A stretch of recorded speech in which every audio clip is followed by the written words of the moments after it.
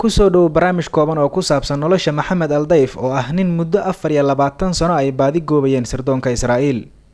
Waa ninka kaga jira lambarka koobaad liiska dad ay baadi goobaysay dawladda Israa'iil. Waa ninka ka dambeeyay falal badan oo lagu laayay dad fara badan oo isugu jiray askar iyo shacab Israa'iiliyiin ah. Waa ninka xasuuq baahsan u geystay sirdoonka Yuhuudda ee Carabta dhadhan raac ah ee ku dhaqan Gaza ee dalka Falastiin. waa ninka u geystay ciidamada Israa'iil weeraro iyo qaraxyo kaasoo ahaa mid hurdada u diiday. waa ninka ay dawladda Yuhuuddu u taqaano magacyada faraha badan sida hadhka iyo madaxa maska iyo wixii la mida.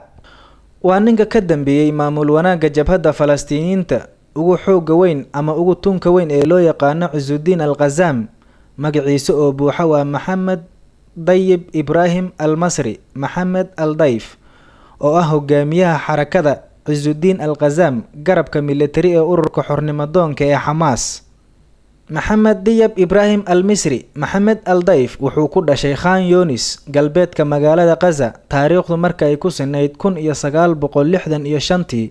Maxamed Aldayf waxay reerku ka dhashay ahaayeen kuwo ku nool goob lagu talagalay barakacayaasha dagaalkii 1948 ee Israa'iil iyo Falastiin dhexmaray.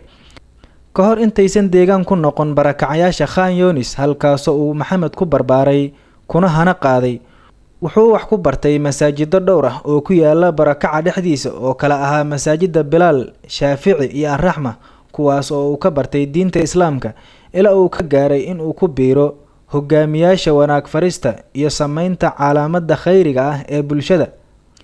kadib Maxamed wuxuu ku biiray jaamacadda Islaamiga ah ee Gaza wuxuuna noqday arday firfircoon oo ka dhex muuqday guddiga jaamacaddaasi.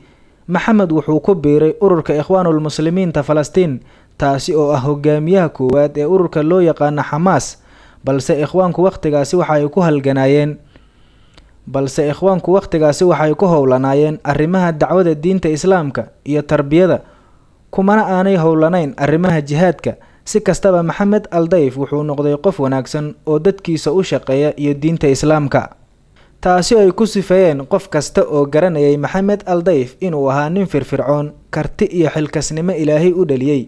waxyaabaha ururka ikhwaanku qaban jiray ee Maxamed Aldayf ka shaqeyn jiray waxaa ka mid ahaa nadiifinta jidadka Khan Yunis, caawinta dadka beeraleyda ah waqtiga ay beeruhu u soo go'aan, iyo caawinta dadka tabaalaysan ee guryahooda dabayluhu baabi'een sida dhacday waqtigaasi waxaa dhacay in dabaylo waaweyn ku soo dhaceen guryo ay lahaayeen dad masaakiin ah oo ay qaybo ka mid ah baabi'een jaamacadda ikhwaanka ee Maxamed Aldayf ka mid ahaa.